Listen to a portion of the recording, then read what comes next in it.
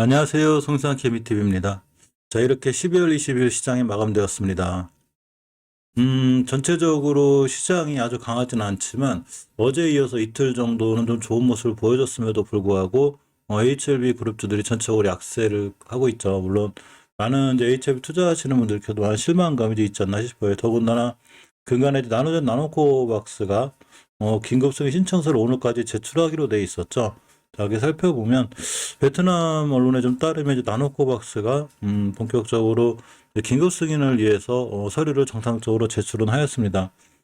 20일 이제 베트남의 다수 언론에 따르면 나노젠이 이제 임상 3상 결과에 대한 확신을 갖고 보건부 시행령 11호에 따라서 나노코박스의 긴급 사용 승인 신청서를 제출했죠. 그 제출하는 거 이제 나노코박스 품질과 이렇게 어떻게 생산하겠다라는 생산 방식이 대한 내용도 담겨져 있다고 그래요. 저번에 한번 윤리위원회에서 회의를 했죠. 그래서 나노코박스 이제 3상 중간 보고서 다 검토했고, 또 안전성과 면역 원석에 대한 요구도 전부 다 충족한다고 얘기했고, 지금까지 가장 이제 발목을 붙잡던 보유능에 대해서도 역시나 좀 입증이 된 이런 상황이죠. 보유능이 이제 56%로다가 이렇게 좀 확인이 된 상황이라, 이번 자료를 통해서 이제 효능이 확정이 되면 나노코박스의 이제 긴급 사용 승인을 받을 전망인데, 이런 이쪽 어떤 호재성 기사에도 불구하고 오늘 주가 많이 밀려서 좀 많이 답답해 하시는 이런 분들이 계시고, 이게 이제 주말에 이제 10월 20일 날 나왔던 얘기인데 역시 이제 오늘까지죠. 나노코박스 백신 보유능 자료 추가 제출 요청을 해서 오늘 정상적으로 제출이 된 걸로 알려져 있습니다.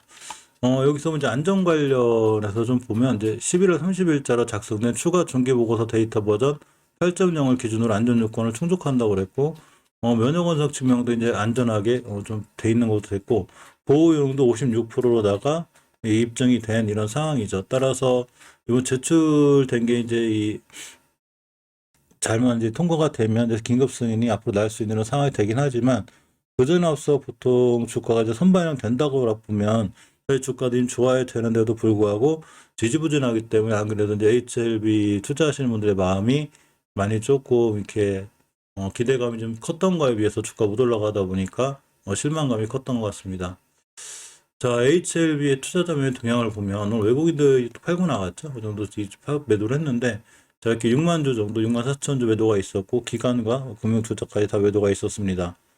HLB 생명과학도 보게 되면 외국인이 매도를 했죠. 개인만 이제 홀로 매수하는 이런 입장이 됐고, 연기금도 약간의 매도세가 있습니다. 항상 HLB나 셀트리온의 가장 이제 따라다니는 가장 큰 이제 좀 걱정되는 것 중에 하나가 공매도죠. 공매도들이 대단한데,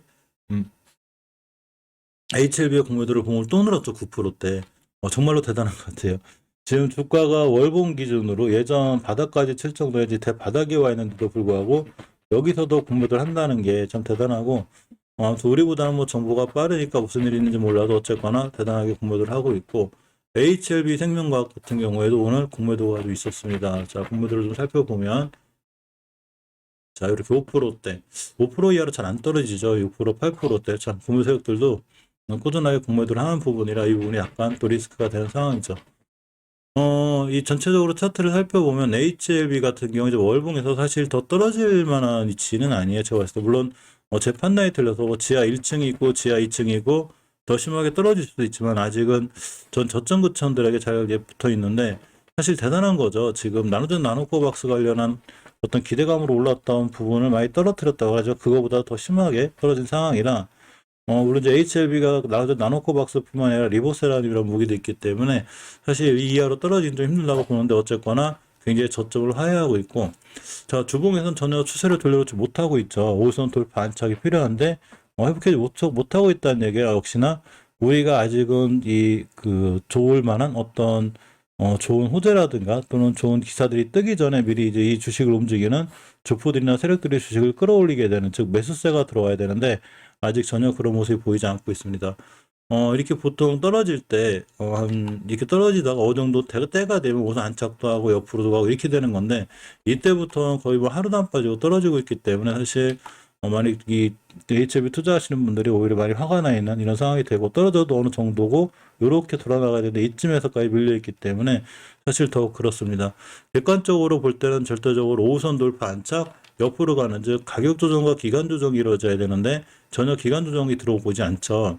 아직도 가격 조정을 하고 있는 거고, 일봉에서도 대단하죠. 단 한 번도 21선 돌파하지 못하고, 일단은 며칠 전에 이 조금 올라간 걸로 인해서 역시나 일단 이격이 모여지는 과정이긴 한데, 내일 같은 날이라든지 이번 주 목요일하고 금요일 이틀 사이에 나머지 나노코박스가 좋은 이슈나 호재가 뜨면 어쨌거나 21선 돌파 안착할 것 같긴 하지만 아직까지는 추세가 우하향으로 있습니다.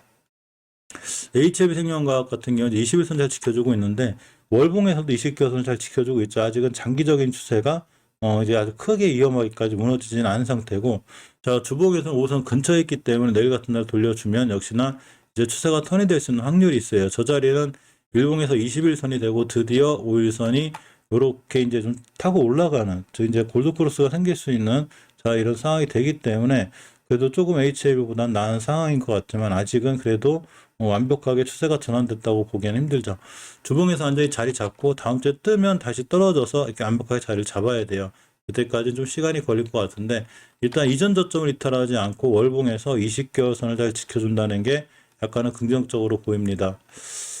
나노젠의 3대 주주로 있는 게 넥스사이언스이기 때문에 넥스사이언스의 주가가 좀 민감하게 반응하는데, 역시 저번에 말씀드린 대로 제가 5개월 선 먹고 떨어질 확률이 굉장히 크다고 그랬죠. 뉴스에 상관없이 반등을 시작하면 이 자리가 기술적으로 저항선이 되는데 딱 맞고 떨어졌고, 다시 아직은 어쨌거나 주봉에서도 5선 위에 있기 때문에 추세를 잘 유지하고 있습니다. 뭐 정확하죠? 이슈선 먹고 떨어지는 거 약속이나 한 것처럼 딱 이렇게 돼요. 이게 신기한 거죠.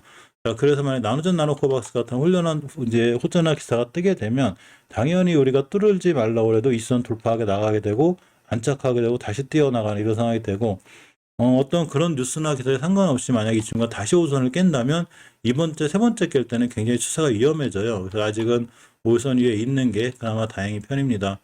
일봉에서는 이전에 예전 변곡선을 뚫어주고 나간 위치 여기만 깨지 않으면 돼요. 일단은 단기적으로 봤을 때에서 이 자리들을 깨지 않고 가격 조정, 기간 조정이 충분히 있었고 이제 돌아나가는 형태인데, 저 HLB나 HLB 생명과학도 사실 이런 패턴을 가져야 돼요.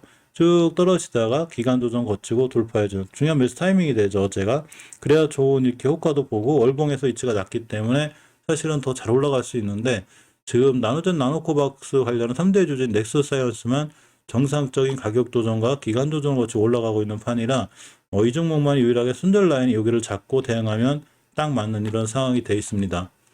넥스사이언스의 잠깐 투자담의 동향을 보면 외국인들이 유일하게 들어왔죠. HLB나 HLB 생명과학은 다 매도를 했는데 이 부분이 좀 긍정적이고, 자, HLB 제약은 항상 좀 긴장 상태에 있어야 돼. 이 친구는 물론 이 월봉에서 20개월 선을 다시 회복해주면 다시 돌아나갈 수 있는 근거가 되는데 아직도 밑에 있죠.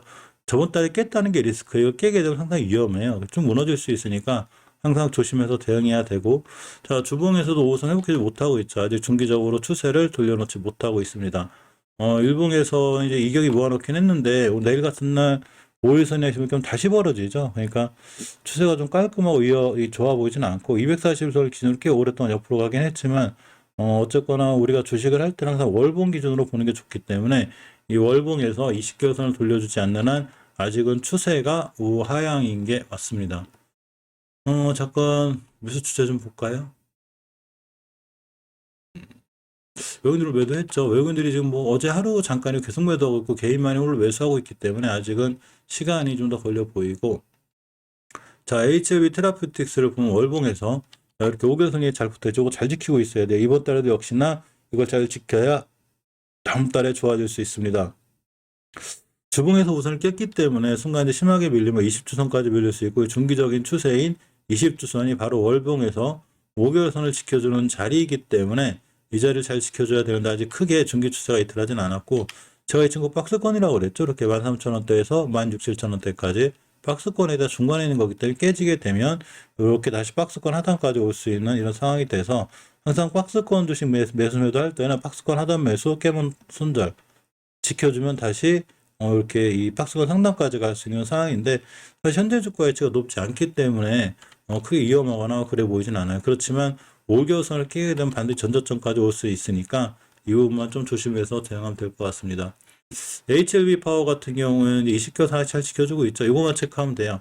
20개월 선 이탈했는지 안 했는지 잘 체크하면 되고, 주봉에서 우선 이탈하고 있기 때문에 다시 한번 밑에까지 올 수 있어요. 내일 이틀 동안 이 자리를 꼬리 달고 올라가 주면 이렇게 이제 1900원대까지 갈 수 있긴 하지만 못 돌려놓고 깨게 되면 아직도 추세가 아주 불안한 상태라 즉 안착에 실패하는 거죠. 그렇기 때문에 이렇게 다시 1500원대까지 올 수 있고 1500원대에서 다시 반등해주는 중요한 매수 타이밍이 되죠. 여기 이제 바닥권이기 때문에 그래요. 이제 1500원대를 기준으로 매수 매도를 진행하는 게 맞습니다. 어쨌거나 많이들 좀 답답하시고 그렇게 하실 건데 오늘 이제 정상적으로 서류가 제출이 됐고 보유카드 입증이 된 만큼 내일이나 또 내일 모레 나눠진 측에서 좋은 발표를 하기를 또 한번 개인적으로도 바라보고 많은 주주님들이 HLB가 좀 많이 올라가서 좀 많이 떨어진 거에 대한 서운함 이런 게 좀 극복하셨으면 좋겠습니다. 이상 영상 마치겠습니다. 감사합니다.